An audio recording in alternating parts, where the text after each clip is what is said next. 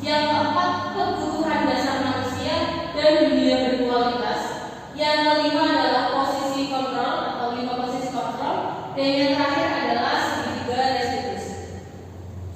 Sebelum masuk ke materi, kita jawab pertanyaan tematik terlebih dahulu dengan setuju atau tidak setuju.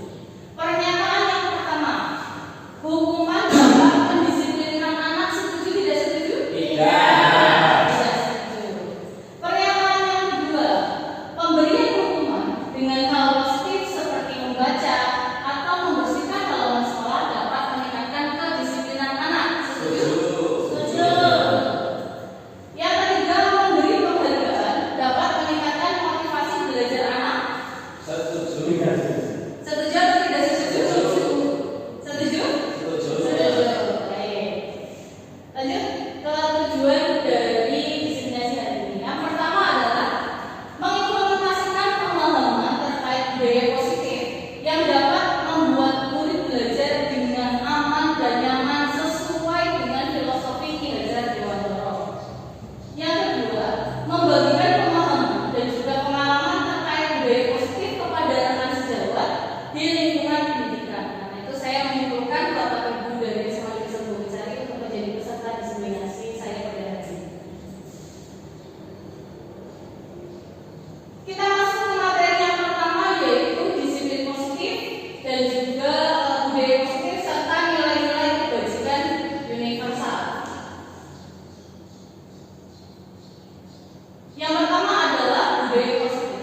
Yang dimaksud dengan budaya positif adalah suatu nilai-nilai, keyakinan dan juga kebiasaan yang sudah dilaksanakan di sekolah yang berpihak pada murid agar murid dapat berkembang menjadi pribadi yang bernalar kritis, berkomitmen, integritas, disiplin, penuh hormat dan bertanggung jawab sesuai dengan kodrat alam dan kodrat zamannya, sesuai dengan teori yang disampaikan atau filosofi dari Ki Hajar Dewantara.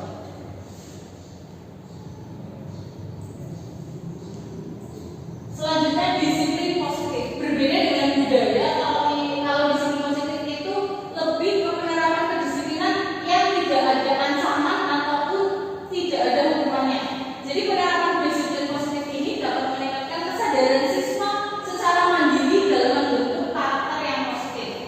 Jadi disiplin positif dapat dibuat misalkan dengan melalui kesepakatan antara guru dengan murid, melalui peraturan yang dibuat di dalam kelas, sehingga anak itu bisa lebih terlibat di dalam membuat peraturan itu serta bisa lebih bertanggung jawab dalam menjalankan disiplin tersebut.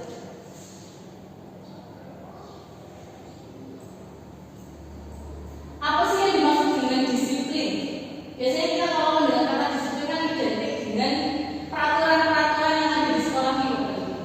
Tata tertib, ya, tata tertib dan lebih konotasinya itu lebih negatif gitu ya. Tapi sebenarnya yang dimaksud dengan disiplin itu sebenarnya adalah yang namanya disiplin diri itu bisa membuat orang menggali potensinya menuju sebuah tujuan dan apa yang dia harus. Yang kedua yaitu di dalam budaya yang namanya penerapan disiplin itu telah berubah menjadi sesuatu yang dilakukan seseorang pada orang lain untuk mendapatkan kepatuhan. Disiplin itu identik dengan kita harus melakukan apa yang sudah ada sesuai dengan peraturan yang ada. Itu berarti kita patuh. Dan itu kecenderungannya dihubungkan dengan kata disiplin yaitu ketidaknyamanan, bukan dengan apa yang kita hargai atau pencapaian suatu tujuan kuliah. Jadi lebih ke arah yang membuat kita tidak nyaman dengan kata disiplin. Nah, sedangkan tujuan disiplin positif itu bukan untuk menanamkan ketidaknyamanan atau membuat kita merasa harus patuh dengan suatu kedisiplinan atau peraturan itu, tetapi lebih ke menanamkan motivasi kepada murid-murid untuk menjadi orang yang mereka inginkan serta menghargai diri mereka sendiri dengan nilai-nilai yang mereka percaya. Jadi dengan adanya disiplin positif itu anak-anak akan muncul motivasi dari diri mereka sendiri, bukan karena peraturan-peraturan yang kita buat di sekolah dan mereka harus menerapkannya, harus mengikuti, tapi disiplin positif itu adalah yang bisa membuat mereka itu motivasinya muncul dengan sendiri.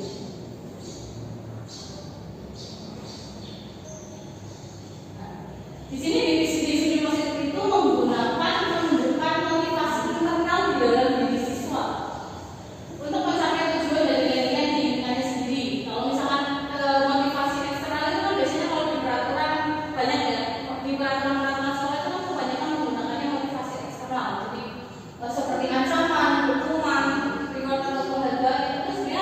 berupa motivasi dari orang lain, bukan motivasi yang muncul dari dirinya sendiri. Jadi kita harap dengan kita belajar tentang disiplin positif, kita menerapkan disiplin positif itu bisa membuat anak itu lebih termotivasi. Utamanya motivasinya itu muncul dari dirinya sendiri, bukan karena kita motivasi karena gurunya sudah menasehati, karena gurunya minta ini, karena temannya minta ini, tapi lebih ke gimana saya inginnya apa, saya ingin mencapai apa. Jadi semuanya asalnya dari dalam diri siswanya. Selanjutnya tentang nilai-nilai kebajikan. Yang dimaksud dengan nilai-nilai kebajikan adalah sifat-sifat positif manusia yang merupakan tujuan mulia yang ingin dicapai setiap individu. Nilai-nilai tersebut bersifat universal dan lintas bangsa, suku bangsa, agama ataupun latar belakang yang lainnya. Jadi nilai-nilai ini memang bersifat umum, bisa berlaku untuk semuanya, tidak memandang agama. Nah, untuk nilai-nilai kebajikan yang dicapai itu biasanya kita berpedoman pada profil pelajar Pancasila. Ada dari beriman, bertakwa kepada Tuhan Yang Maha Esa dan bertakwa mulia, ada berkebinekaan global, ada bergotong royong, ada kreatif, bernalar kritis dan juga mandiri. Yang kita wujudkan dengan contoh-contohnya seperti ini nilainya. Nah, ini ada banyak nih Bapak Ibu. Ada yang mungkin sering kita jumpai, ada juga yang jarang. Misalnya kayak peduli, rajin, jujur, tanggung jawab, ada kebahagiaan, keadilan, kesopanan, kesantunan, gotong royong dan masih banyak yang lainnya. Ini hanya contoh-contoh dan mungkin masih banyak nilai-nilai kebajikan lain yang tidak tertulis di dalam tampilan ini. Ini istilah. Coba sekarang kita tentukan kira-kira di dalam kalimat yang biasanya ada di dalam keyakinan kelas itu terdapat nilai-nilai kebajikan apa? Mulai dari soal yang pertama, datang ke sekolah tepat waktu. Kira-kira nilai yang terkandung apa nih Bapak Ibu? Disiplin, tanggung jawab. Yang kedua, mari kita selalu menjaga tutur kata yang baik kepada sesama. Sopan santun, betul sekali. Rasa hormat. Yang ketiga ada menjaga kebersihan kelas. Tanggung jawab. Terus apa lagi? Ada kebersihan. Kebersihan juga merupakan nilai kebijakan ini. Ya, yang keempat adalah mengumpulkan tugas tepat waktu. Tanggung jawab, disiplin. Ya, tepatnya juga bisa. Yang kelima, berteman tanpa membeda-bedakan syarat. Kira-kira apa nih? Kerukunan bisa kan? Apa lagi? Ada tidak? Toleransi, menghormati, betul sekali. Banyak sekali nilai-nilai yang terkait. Yang keenam, melaksanakan kewajiban sebagai siswa dengan penuh tanggung jawab. Tanggung jawab sudah tertera besar sekali di Bapak Ibu. Berarti Bapak Ibu sudah tahu bagaimana ternyata di dalam kalimat-kalimat yang kita sampaikan kepada siswa dari mungkin membuat kesepakatan kelas atau nasihat-nasihat yang kita sampaikan kepada siswa itu ternyata mengandung nilai-nilai kebajikan. Selanjutnya materi tentang teori motivasi, hukuman, dan penggagalan serta restitusi. Nah, teori motivasi ini menurut Diary Bosset ada 3 motivasi perilaku manusia. Yang pertama adalah untuk menghindari ketidaknyamanan atau hukuman. Ya, biasanya itu apa yang akan terjadi apabila saya tidak melakukannya ya, membuat tidak nyaman dan takut akan hukuman itu biasanya. Yang kedua, untuk mendapatkan imbalan dari orang lain atau institusi. Maka yang motivasi itu adalah kira-kira kalau saya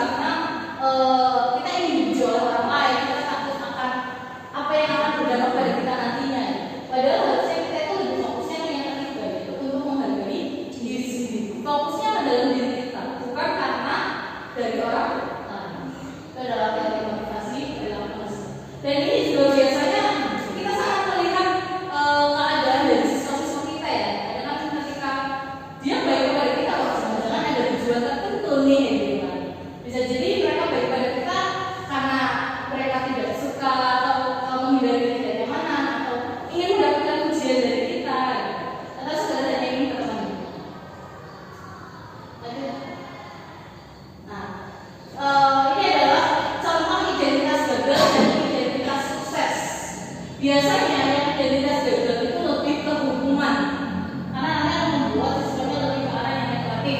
Tetapi kalau misalnya identitas sukses atau disiplin, ini ada yang namanya konsekuensi dan juga restitusi. Kita lihat dari yang pertama, misalkan yang hukuman, berarti sesuatu yang menyakitkan harus terjadi. Hukuman kan bisa kalau dulu kayak anak-anak disuruh push-up, disuruh lari, itu menyakitkan gitu. Kalau konsekuensi berarti sesuatu harus terjadi sesuai dengan apa yang dia lakukan. Kalau restitusi berarti restitusi merupakan pilihan. Lanjut ke hukuman.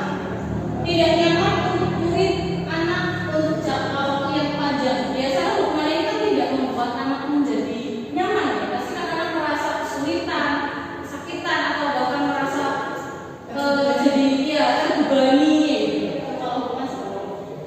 Tapi dari itu kalau hukuman membuat itu tuh anak nyamannya merasanya dalam waktu yang lama, jangkanya jangka panjang.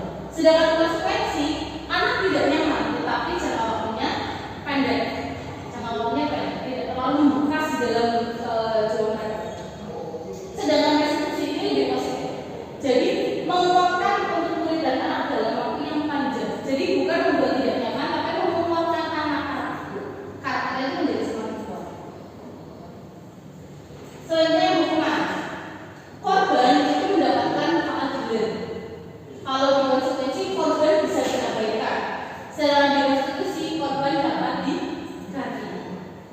Nah, kalau yang hukuman adalah murid atau anak akan tersakiti. Kalau konsekuensi hanya dibuat tidak nyaman. Kalau restitusi mendapatkan penguatan. Ini contoh-contoh dari identitas gagal dan juga sukses. Jadi kalau yang hukuman itu lebih ke arah yang negatif. Kalau misalkan konsekuensi itu lebih ke arah netral, sedangkan restitusi itu lebih ke arah positif. Jadi ketika kita menerapkan suatu peraturan, ya kita itu lebih disiplinnya itu akan konsekuensi atau restitusi saja. Jadi jangan sampai kita menggunakan hukuman karena itu nanti akan berdampak negatif kepada siswa. Jadi kita mengarah ke yang lebih positif. Jika tidak positif, minimal harus netral. Jangan sampai kita membuatnya yang negatif.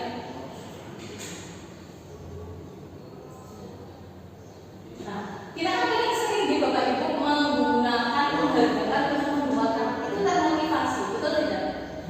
Misalkan, kalau kamu ulangannya dapat 100 nanti, ibu traktir ayam. Nah, misalkan kalau kamu bisa lari pakai jempol, kalau kamu bisa push up 100 kali saya beliin bakso. Nah, kadang ketika kita menggunakan penghargaan seperti ini itu bukan malah membuat anak termotivasi, tapi membuat anak itu seperti kecanduan, ketergantungan. Nah, jadi ketika kita berulang kali menjanjikan hadiah kepada anak-anak agar berperilaku tanggung jawab kepada saat kita belajar sesuatu yang baru atau kepada seorang karya yang melakukan pekerjaan supaya pekerjaannya itu bagus, kita sedang berasumsi mereka tidak dapat melakukannya atau mereka tidak akan memilih untuk melakukan. Jadi seperti kalau misalkan ketika kita sudah terbiasa untuk melakukan penghargaan, terus tiba-tiba kita tidak melakukan penghargaan, kan anak-anak menjadi kehilangan motivasinya. Lah, KPK nggak mau ngasih ini aja, males ya gitu kan gitu. Jadi lebih baik tidak menggunakan penghargaan karena sama saja kita didukung oleh penghargaan. Kita hanya termotivasi ketika kita mendapatkan penghargaan.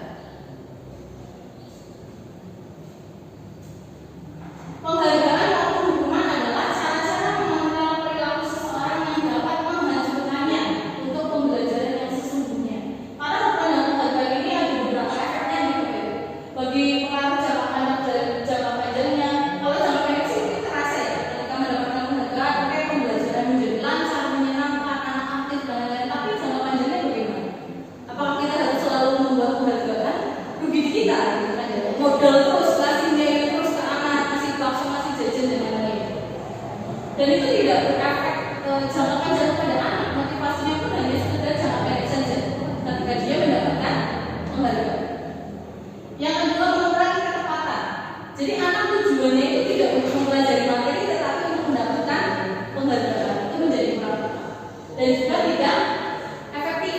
Menggunakan penghargaan sebagai motivasi itu tidak efektif, karena hanya sementara saja, berlangsung sesaat, tidak bisa menjadi motivasi dalam diri yang muncul.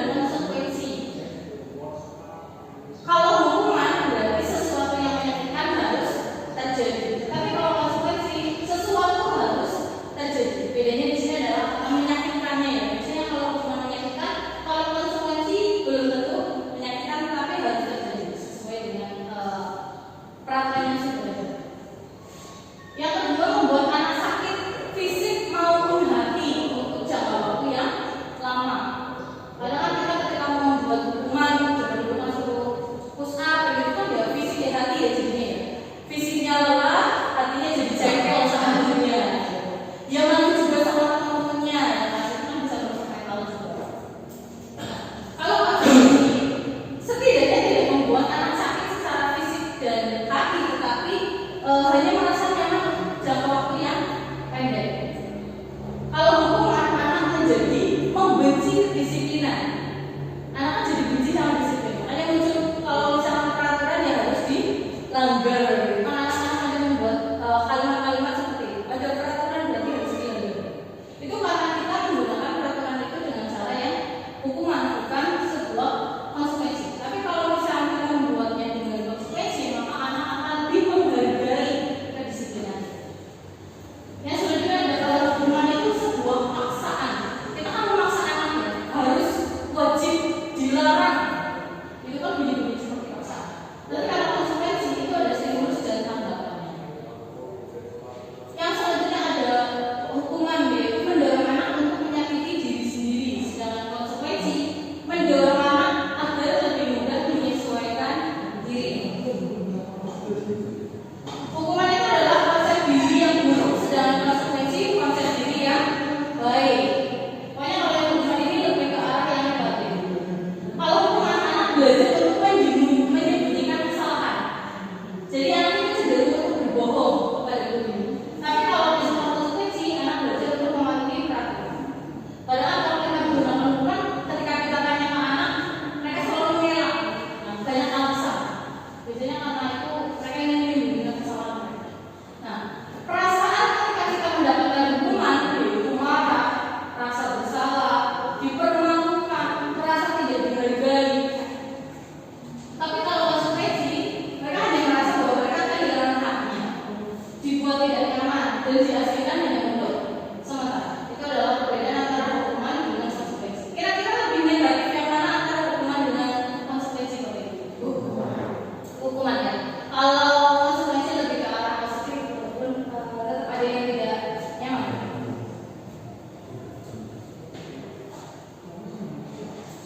Nah, coba kita main game dulu gitu Pak Ibu. Semoga jadi. Kita bedakan antara hukuman dan konsekuensi. Coba mencatat 100 kali di dalam buku kalimatnya saya tidak akan terlambat lagi karena dia terlambat ke sekolah. Kira-kira hukuman atau konsekuensi? Hukuman. Coba hukuman, benar ya? Oh salah ternyata Bapak Ibu. Yang betul adalah konsekuensi. Terus membersihkan coretan yang dibuatnya di meja saksilis. Saksi ya, konsekuensi. Coba. Oh betul. Oke.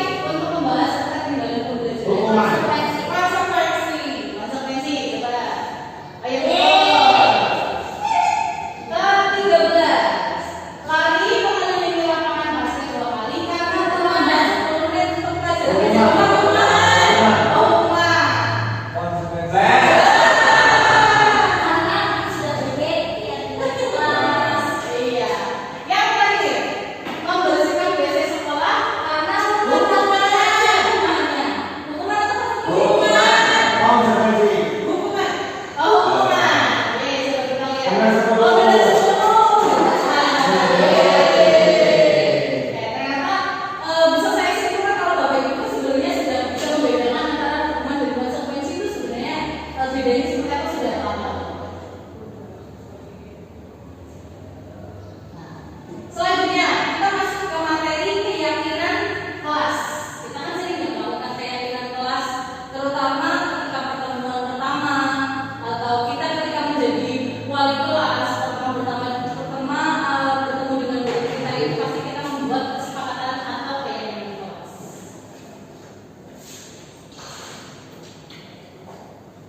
Nah, yang dimaksud dengan keyakinan kelas ini merupakan bagian awal dari budaya positif. Keyakinan itu menjadi dasar bagi kita menjalankan budaya positif. Jadi sebagai awal untuk menerapkan budaya positif bisa dilakukan dengan membuat kesepakatan kelas atau keyakinan kelas. Dalam pelaksanaannya harus melibatkan peserta didik. Jadi kita ketika membuat keyakinan kelas itu bukan kita yang menuliskan apa yang kita mau dijelaskan seperti apa, tetapi kita memberikan kesempatan kepada siswa. Kira-kira mau kamu itu kelas kita mau bagaimana? Misalkan mau yang kedisiplinannya bagaimana, berjalan bagaimana, semuanya kita libatkan peserta didik. Jangan fokusnya malah ke guru. Karena yang melaksanakan itu adalah dari peserta didik. Jadi kita hanya membimbing mereka untuk membuat keyakinan kelas itu nanti bagaimana.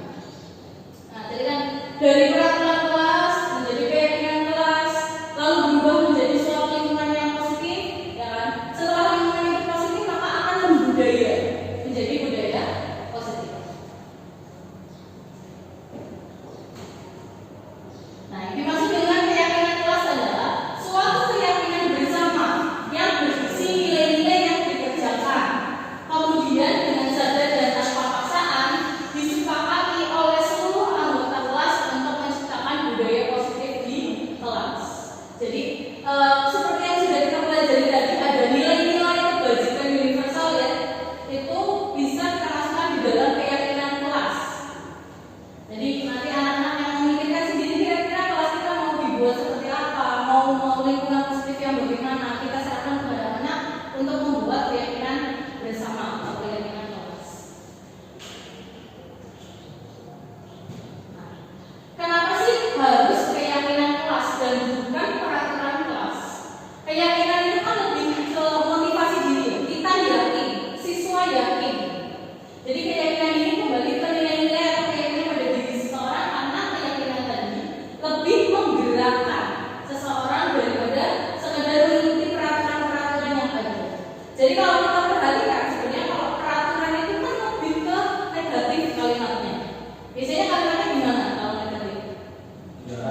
Dilarang ya, misalkan dilarang makan dan minum di kelas, dilarang main HP di kelas, dilarang berisik, itu kan kalimat-kalimatnya lebih negatif. Sebenarnya kita bisa menggunakan keyakinan kelas ini dengan cara mengubah peraturan yang tadinya menggunakan kalimat-kalimat negatif juga menjadi kalimat-kalimat yang positif. Misalkan tadi tidak boleh menggunakan HP di kelas, kita ubah menjadi gunakan HP dengan bijak, misalkan, ya kan? Dilarang terlambat, bisa kita ubah menjadi datang ke sekolah tepat waktu. Jadi kalimatnya lebih positif. Dialihkan. Ya, dialihkan. Kita kan dulu membuatnya peraturan kelas. Cuma peraturan kelas itu kan lebih, kalau didengar lebih negatif. Nanti kesannya seperti hukuman. Jadi kalau misalnya keyakinan kan lebih membuat motivasi. Oh ya, saya harus datang ke sekolah tepat waktu. Saya harus menggunakan bahasa yang sopan. Saya harus menggunakan HP dengan bijak. Jangan sampai ketika pelajaran malah saya bermain HP. Anak-anak ketika mendengar kata budaya itu semakin ingin melanggar. Jadi ada motivasi untuk melanggarnya, harus nggak apa-apa lah ya. Jadi kita lebih untuk keyakinan kelas saja dibandingkan peraturan kelas. Karena peraturan kelas biasanya menggunakan kalimat-kalimat yang negatif. Itu yang negatif itu tidak akan membuat motivasi diri dari siswanya itu muncul. Karena kan itu terpaksa gitu, terpaksa. Kalau keyakinan kan muncul dari dalam dirinya. Jadi kan anaknya tidak terpaksa. Mereka yang mau jalan sendiri karena mereka termotivasi. Itu yang maksudnya keyakinan kelas. Nah, contoh-contoh kalimat keyakinan kelas ini yang bisa kita terapkan di kelas-kelas kita nanti, terutama yang menjadi wali kelas ya, atau guru magang juga bisa, karena biasanya kita tiap pelajaran itu membuat kesepakatan dengan anak-anak.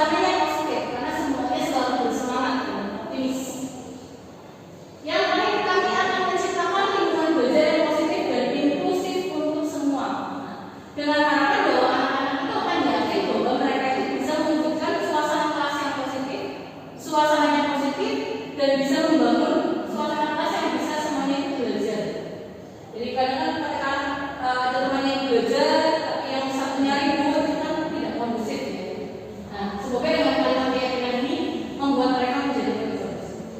Nah, kalimat-kalimat ini bisa kita terapkan di kelas kita nanti. Selanjutnya ada kebutuhan dasar manusia. Yang namanya makhluk hidup, yang namanya manusia itu pasti butuh suatu kebutuhan. Kita kan punya suatu kewajiban untuk memenuhi kebutuhan kita sehari-hari, entah dari makanan, pakaian, ya kan, ngobrol dengan teman itu merupakan suatu kebutuhan. Nah, jadi untuk kebutuhan dasar manusia ini kita bedakan menjadi ada 5. Yang pertama adalah bertahan hidup, yang kedua kasih sayang dan rasa diterima, yang ketiga adalah kebebasan, yang keempat adalah kesenangan, yang kelima adalah penguasaan. Jadi ada 5 teori tentang kebutuhan dasar manusia yang harus kita penuhi setiap hari. Jadi ketika kita tidak terpenuhi salah satu itu kadang membuat kita ada yang kurang, atau kita melakukan kesalahan apa, kita mencari perhatian dan lain-lain, itu biasanya karena ada suatu kebutuhan yang tidak terpenuhi. Ya. Kita bahas satu persatu. Dari kebutuhan bertahan hidup. Kebutuhan bertahan hidup ini biasanya sifatnya lebih ke fisiologis, misalnya tentang kesehatan, rumah, makanan, gitu ya. Terus apa lagi Pak Beku? Sandang papan gitu. Jangan lupa make up dan skincare-nya gitu.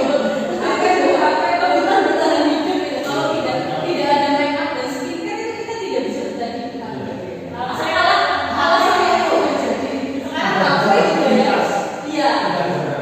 Iya betul. Kalau sekarang kan HP juga sudah masuk ke dalam kebutuhan bertahan hidup ya. Apakah sekarang kita menggunakannya teknologi. Nah, ini contoh-contoh kebutuhan bertahan hidup yang harus kita penuhi setiap harinya. Nah, yang selanjutnya kebutuhan kasih sayang dan rasa diterima. Jadi kebutuhan untuk diterima oleh seseorang. Jadi kita bisa memenuhinya dengan cara berteman, kita mengobrol dengan teman-temannya, mengobrol dengan ibu, bapak, orang tua. Kita mendapatkan kasih sayang dengan segala macam. Pasangan. Ya, dengan pasangan yang sudah mempunyai pasangan. Ya. Kalau siswa kita kan berarti lebih ke teman dan orang tua. Ya, dan bestie ya, sekarang dan bestie. Nah, kebutuhan disayangi dan diterima ini meliputi kebutuhan akan hubungan dan koneksi sosial. Koneksi sosial. Kebutuhan untuk memberi dan menerima kasih sayang. Jadi kita tidak hanya menerima kasih sayang, tapi kita juga memberikan kasih sayang. Jadi kita memberi, ya, kita memberi dan menerima. Tidak hanya menerima, tapi kita juga harus memberikan kasih sayang kepada orang lain. Supaya kita bisa saling memperbaiki gitu. Like and give istilahnya gitu. So, untuk memberikan kasih sayang itu dan kebutuhan itu untuk merasa menjadi bagian dari suatu kelompok. Kita kan kadang ingin diakui menjadi suatu bagian dari kelompok tertentu ya. Itu juga merupakan kebutuhan kasih sayang. Nah, kebutuhan ini itu juga meliputi keinginan untuk tetap terhubung dengan orang lain, seperti teman, keluarga, pasangan hidup, teman kerja, binatang peliharaan, ataupun kelompok di mana kita bergerak. Jadi kita mendapatkan kasih sayang dari sesama guru itu juga boleh, tapi kasih sayang bukan yang seperti pasangan di bapak itu. Jadi untuk teman curhat, di mana pembelajaran di kelas, saling tukar ide dan lain-lain, share. Iya, sebagai teman kerja itu kan juga merupakan kebutuhan kasih sayang. Lanjut. Kebutuhan yang ketiga adalah kebutuhan penguasaan, yaitu kebutuhan kemampuan atas kemampuannya. Nah, untuk kebutuhan ini itu berhubungan dengan kekuatan untuk mencapai sesuatu, menjadi kompeten, menjadi terampil, diakui atas prestasi dan keterampilan kita, didengarkan, dan memiliki rasa harga diri. Kebutuhan ini meliputi keinginan untuk dianggap berharga, bisa membuat perbedaan, bisa membuat pencapaian kompeten diakui dari rumah. Kadang kita ingin mendapatkan pengakuan dari orang lain bahwa kita itu bisa. Ya, kadang dengan mendapatkan pengalaman seperti itu memunculkan motivasi dalam diri kita untuk semakin berkembang lagi, semakin bisa lebih baik lagi ke depan. Dengan pengakuan itu kan kita jadi menjadi lebih termotivasi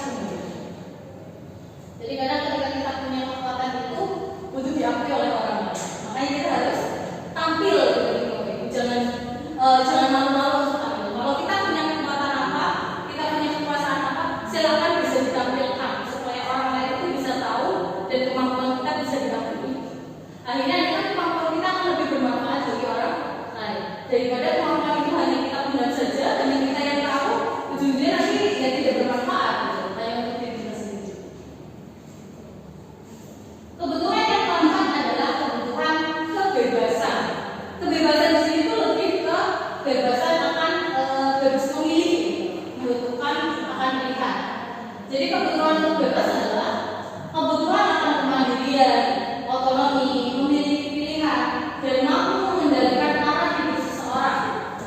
Anak-anak dengan kebutuhan kebebasan yang tinggi memiliki pilihan. Mereka butuh banyak bergerak, suka mencoba-coba, tidak terlalu lamanya dan senang mencoba hal baru dan menarik. Karena kan kita kalau disuruh jalan lurus aja kan bosan gitu Bapak Ibu. Mau milih kadang mau ke kanan atau ke kiri. Karena kita tuh ingin membuat seperti itu. Mungkin sekedar simpelnya nanti makan siangnya mau apa ya? Itu kan menjadi sebuah kebebasan. Kita mau memilih apa yang akan kita makan. Itu namanya kebutuhan kebebasan. Jadi tidak harus pokoknya hari ini makannya nasi goreng. Pokoknya hari ini makannya ini. Itu kan kita tidak mendapatkan kebutuhan. Tetapi dengan kita memiliki banyak pilihan itu sudah memenuhi kebutuhan kebebasan kita. Kita jadi bisa bebas berekspresi, menginginkan apa yang kita inginkan. Ini pun bisa kita terapkan di dalam pembelajaran begitu. Dengan apa? Misalkan ketika kita memberikan tugas, kita bebaskan anak untuk berekspresi bagaimana berdiskusi. Hasilnya nanti mau bagaimana? Ada yang mau presentasikan, silakan. Ada yang mau bikin video juga, silakan. Ada yang mau bikin infografis, silakan. Mau bikin grafis, silakan. Pokoknya kita membebaskan anak untuk bisa memilih apa yang sesuai dengan apa yang mereka minati, terutama apa yang membuat mereka nyaman. Itu kebutuhan kebebasan. Kebutuhan yang terakhir adalah kesenangan. Kebutuhan untuk merasa senang. Ya kan? Kita kan sendiri ingin merasa senang gitu. Masa mau kurang sedih gitu kan kayaknya mau kurang pas gitu. Jadi yang kita cari pasti kesenangan. Nah, untuk kebutuhan kesenangan ini adalah kebutuhan untuk mencari kesenangan, bermain dan tertawa. Coba bayangkan Bapak Ibu sehari nggak tertawa itu rasanya gimana? Hampa sekali bukan? Kayak ada yang kurang apa ya gitu kan? Kayaknya orang suram banget dunianya gitu kan ya. Bed sepanjang hari gitu kan nggak asik ya. Jadi memang yang kita cari setiap harinya itu adalah tertawa. Kita berkumpul bersama, membahas sesuatu yang tidak penting, hanya sekedar soal lewat saja dibahas, ada kucing melahirkan dibahas itu hanya untuk mencari kesenangan saja. Nah, kita kan bisa membayangkan ya hidup tanpa kenikmatan apa itu harus itu betapa menyenangkan sekali. Jadi kita sangat butuh yang namanya kebutuhan kesenangan ini. Tidak hanya kita, anak-anak juga memiliki kebutuhan dasar kesenangan yang tinggi. Biasanya ingin menikmati apa yang dia lakukan. Mereka juga berkonsentrasi tinggi saat mengerjakan hal yang disenangi. Bahkan anak sangat antusias ketika mereka senang akan hal itu. Contoh ketika P5 sekarang. Kemarin membagi yang kelas 10 itu menjadi 4 proyek. Mereka membagi sesuai dengan kesenangannya masing-masing, walaupun jumlahnya tidak sama. Di kelas saya proyeknya cuma 4 orang. Senangnya sampai 15. Ya. Short movie-nya 10, stay-nya 4. Itu sudah sesuai dengan kesenangannya dan keminatannya masing-masing. Yang ke short movie karena dia suka, ternyata ada yang suka jadi director, ada yang suka jadi scriptwriter-nya, ada yang suka ngedit-ngeditnya. Ketika mereka melakukan yang sesuai dengan kesenangan, hasilnya pun nanti juga akan lebih bagus karena dia senang melakukan hal itu, sangat enjoy, tidak merasa terbebani. Nah, coba sekarang ada satu kasus yang akan kita diskusikan Bapak. Setelah kita membahas tadi ada kebutuhan dasar apa saja ya, ada bertahan hidup, ada kesenangan, ya kan? Ada penguasaan dan lain-lain itu. Coba ada kasus begini. Ibu Zulaika, seorang guru dan wali kelas, sedang bingung menghadapi kelas salah satu murid di kelasnya yaitu Dani. Beberapa anak telah mengeluhkan Dani yang seringkali meminta bekal makan siang mereka dengan paksa. Jadi Dani itu meminta bekal mereka secara paksa. Jika Anda menghadapi situasi seperti itu, apa yang akan Anda lakukan? Nah, coba menurut Anda kira-kira apa alasan Dani melakukan hal itu?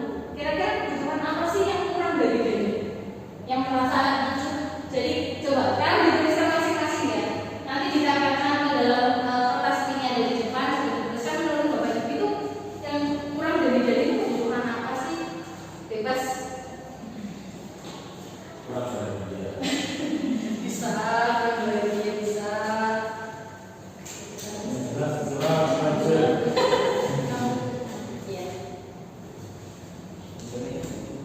Oh, bisa dipikirkan keluar-keluar tidak apa Bapak Ibu? Kira-kira kebutuhan apa?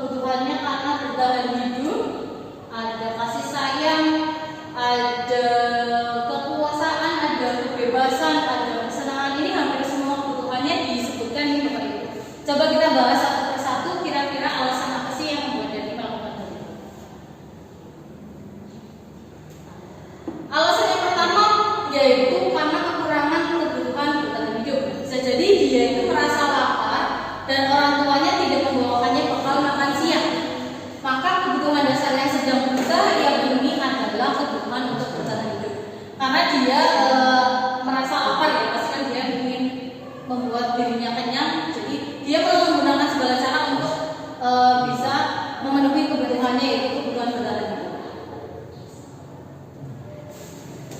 Yang kedua adalah karena dia merasa senang, mungkin karena kasih sayang dari rasa ingin diterima ya, jadi dia merasa senang ketika dia itu diperhatikan oleh temannya, ketika temannya itu melakukan tindakannya kepada gurunya dan gurunya memberitahu orang tuanya, sehingga orang tuanya jadi memperhatikan dia. Maka kebutuhan dasar yang sedang dipenuhi Doni adalah kebutuhan akan kasih sayang dan rasa diterima.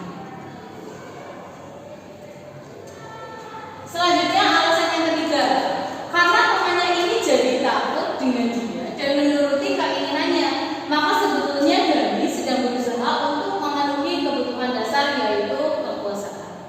Jadi supaya teman-temannya itu takut kepada dia, jadi ya temannya manut-manut aja kalau misalkan akalnya itu diambil secara paksa oleh Doni. Selanjutnya alasan yang keempat juga alasan yang keempat yaitu karena dia merasa bosan dengan makan makanan yang dibawakan ibunya dari rumah, karena menunya itu terus, jadi kan dia merasa bosan dan dia merasa ingin mencoba makanan yang lain, sehingga dia meminta makanan dari teman-temannya yang beraneka ragam.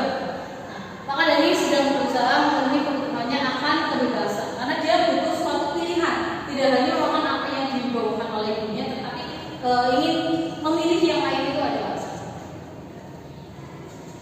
alasan yang kelima, karena dia melakukannya karena iseng saja. Kadang anak-anak suka ya ketika dia itu melihat teman-temannya dengan ekspresi yang kesal, yang lucu, itu merasa senang. Jadi sengaja membuat anak-anak atau teman-temannya itu menjadi kesal. Itu untuk kesenangan dari sini.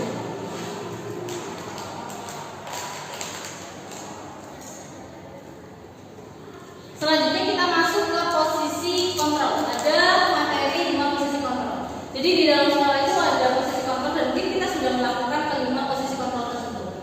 Yang pertama adalah penghukum. Untuk penghukum ini biasanya bisa menggunakan hukuman fisik maupun hukuman verbal. Posisi penghukum senantiasa bisa menekan dan memaksa siswa menuruti sistem yang dia buat. Dan biasanya untuk posisi penghukum ini lebih sering menggunakan bahasa yang kasar. Yang kedua adalah pemberi rasa bersalah. Pada posisi ini biasanya guru akan bersuara lebih lembut, menunjukkan kekecewaan mendalam.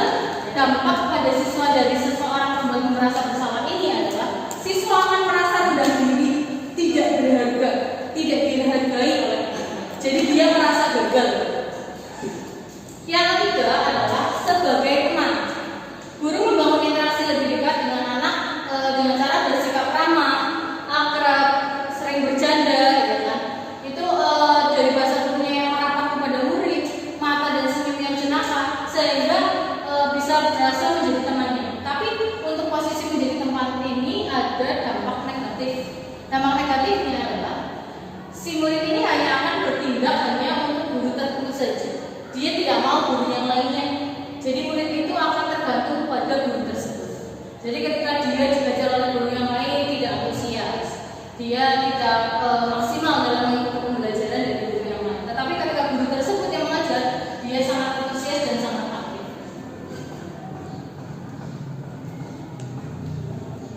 Posisi kontrol yang keempat adalah pemantau. Jadi guru sebagai pemantau ini cenderung melihat perilaku siswa dengan bukti-bukti tersebut untuk membuat keputusan tentang tindakan yang apa yang perlu diambil. Jadi ketika guru menjadi posisi kontrol ini, maka guru itu akan lebih mementingkan tentang peraturan. Jadi melihat dengan peraturannya. Ketika anak melakukan kesalahan itu dilihat peraturannya. Nanti itu yang dijalankan kepada siswa. Nah, untuk selanjutnya adalah posisi manajer. Posisi manajer ini yang lebih luas dan lebih pas untuk dibuat oleh guru. Jadi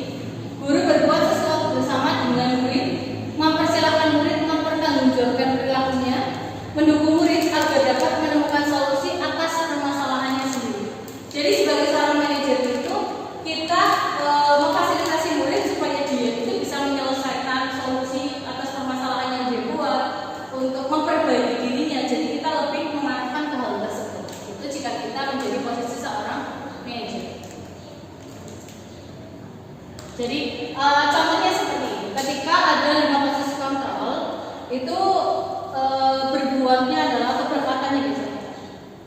Perkataannya atau penghukum biasanya, kamu itu kalau tidak melakukannya awas ya, nanti akan dihukum. Misal, kalau membuat merasa bersalah itu biasanya menggunakan kalimat yang lebih lembut. Kamu itu seharusnya sudah tahu, ibu itu lelah sekali mengatakannya, ibu stres. Kalau sebagai teman, ayolah lakukan demi ibu. Masa kamu tidak mau? Ingat, ibu tidak pernah, ibu pernah bantu kamu dulu loh. Kalau sebagai pemantau, apa peraturannya? Sesuai dengan peraturannya kamu harus bagaimana? Nah, kalau sebagai posisi seorang manajer, apa yang kita ingin? Apa yang bisa kamu kerjakan untuk memperbaiki masalah kamu? Jadi ada dampak dari setiap posisi hukum, posisi kontrol yang kita laksanakan. Dampak yang pertama adalah dari menghukum, yaitu siswa itu tetap mengulangi kesalahannya. Jadi walaupun kita sudah menghukum, dia tetap melakukan kesalahannya berulang kali. Terus dampak pada murid yang membuat merasa bersalah adalah merasa rendah diri. Kalau sebagai teman adalah lemah, tidak mandiri dan juga tergantung. Sebagai pemantau, menitik beratkan pada sanksi atau hadiah untuk dirinya. Sebagai manajer adalah mengevaluasi diri, bagaimana cara memperbaiki diri. Itu adalah dari proses kontrol. Nah, selanjutnya untuk tugas posisi kontrol, seperti ini. Ada pernyataan-pernyataan yang pertama adalah saya kecewa sekali dengan kamu. Ini biasanya dikatakan oleh pembuat orang merasa bersalah. Kalau yang kedua, kamu tidak pernah benar melakukannya. Itu biasanya dikatakan oleh posisi penghukum. Yang ketiga, ayolah lakukan demi ibu atau bapak. Nah, ini biasanya dikatakan oleh posisi teman. Yang keempat, apakah kamu mau mendapatkan stiker bintang hari ini? Itu biasanya dikatakan oleh pemantau. Yang kelima, bagaimana kamu bisa menyelesaikan masalah ini? Ini biasanya dikatakan oleh seorang manajer. Yang terakhir, kamu selalu jadi yang paling terakhir. Itu biasanya dikatakan oleh seorang yang melakukan posisi dari pemantau. Selanjutnya ada cerita kasus Ibu Dani. Kasusnya begini. Ibu Dani sedang menjelaskan pelajaran bahasa Inggris di papan tulis. Namun beliau memperhatikan bahwa Fajar malah tidur-tiduran dan tampak acuh tak acuh pada pelajarannya. Fajar coba jawab pertanyaan nomor 3, maju ke depan dan kerjakan di papan tulis. Fajar pun tampak malas-malasan maju ke depan, dan sesampainya di depan papan tulis pun Fajar hanya diam terpaku sambil memegang buku bahasa Inggrisnya dan memainkan spidol di tangannya. Ayo Fajar, makanya jangan tidur-tiduran. Lain kali perhatikan. Sudah sana, duduk kembali. Fajar pun kembali duduk di bangkunya. Hal seperti ini sudah sering kali terjadi pada Fajar. Seperti tidak memperhatikan, acuh tak acuh, dan nilai-nilainya pun tidak terlalu baik untuk pelajaran bahasa Inggris. Pada saat ditegur oleh Ibu Dani, Fajar hanya menjawab, tidak tahu Bu. Ibu Dani pun menjawab lirik, gimana sih kamu Fajar? Kamu tidak kasihan sama ibu ya, sudah capek-capek mengajarkan kamu. Tidak kasihan kamu sama ibu ya. Dan Fajar pun diam di situ. Nah, coba kita jawab pertanyaannya. Posisi kontrol apa yang diambil oleh Ibu Dani dalam pendekatannya kepada Fajar?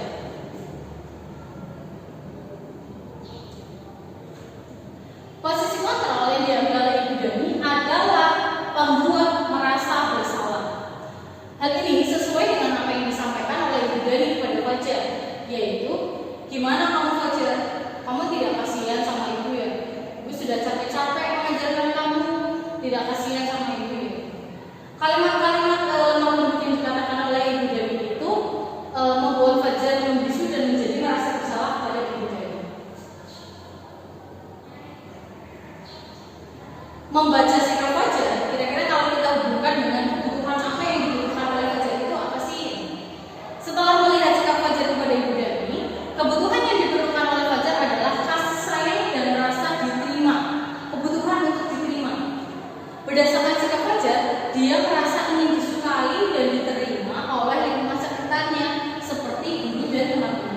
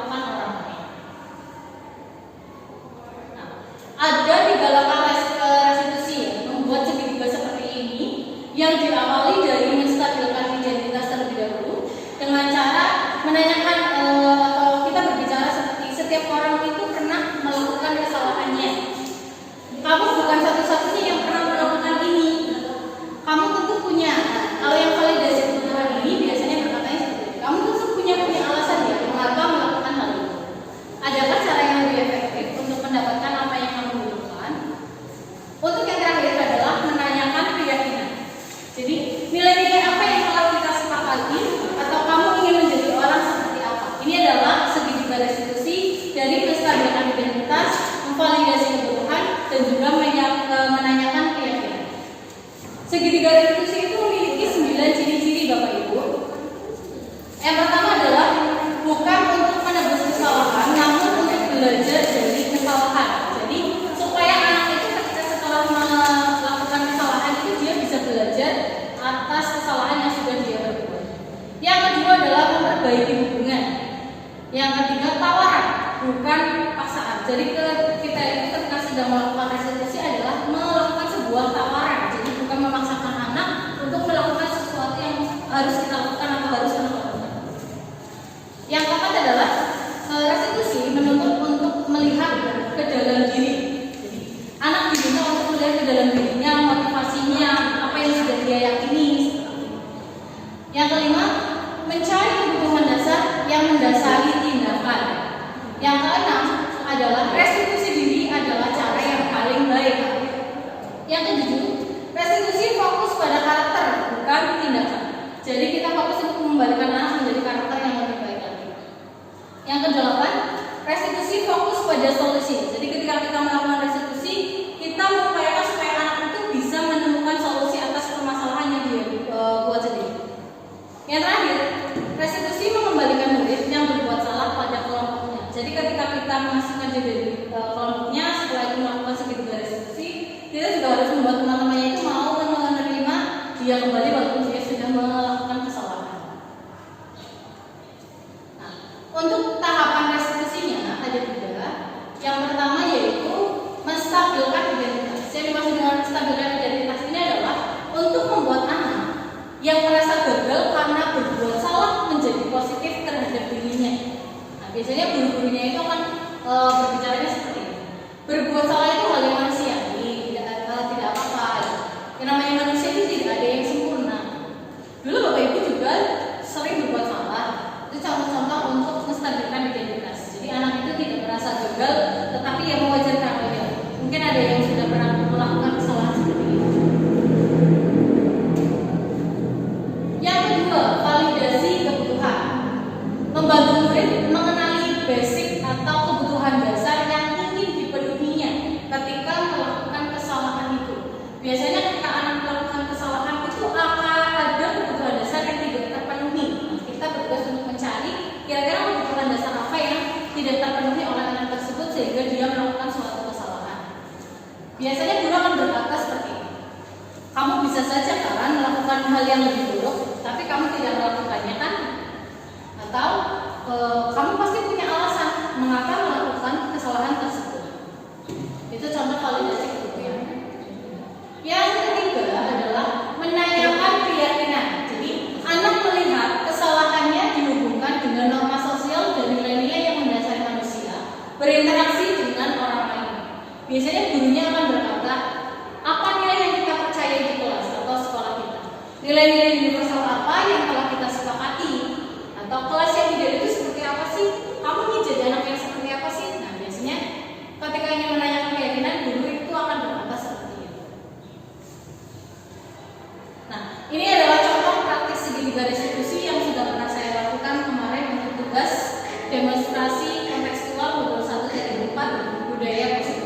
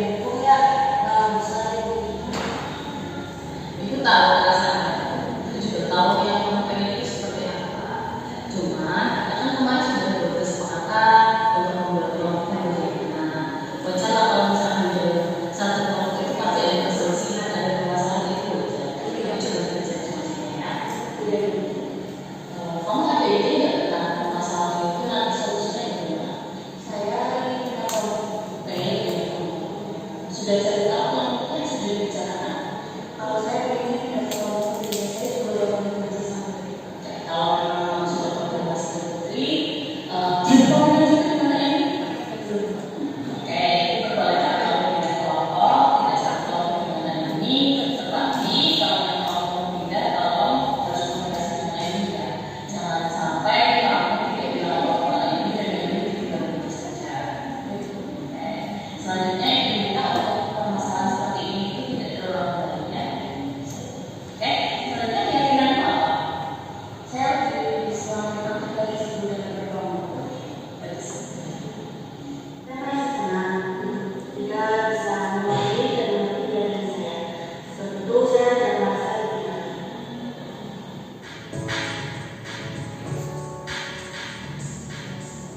Itu merupakan contoh dari praktik segitiga restitusi yang sudah pernah saya lakukan. Mungkin dengan contoh ini nanti bisa menginspirasi Bapak Ibu untuk melakukan segitiga restitusi juga ketika anak ada yang melakukan suatu kesalahan.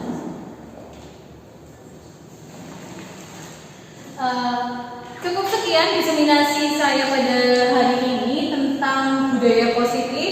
Saya mohon maaf apabila banyak kesalahan tutur kata ataupun kesalahan teknis yang sudah saya perbuat.